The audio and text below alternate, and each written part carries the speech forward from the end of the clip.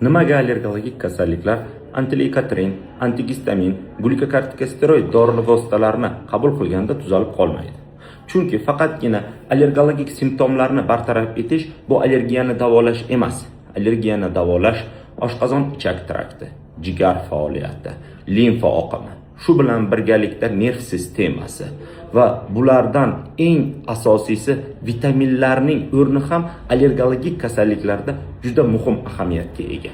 Agarda siz va yaqinlaringizda shunday allergologik kasalliklar mavjud bo'lsa, nafas siqish, bo'g'ilish, yo'tal, hansirash, oq balg'am ko'chishi, bronxial astma kasalligidan aziyat chekuvchi insonlar bo'lsa, bizga murojaat qilishingiz mumkin. Biz bronxial astma kasalligini nazoratga olamiz va remissiyaga tushiramiz. Bizning manzilimiz Toshkent shahri, Chilonzor tumani, Lutfiy ko'chasi, 55-A uy, Aram klinikasi.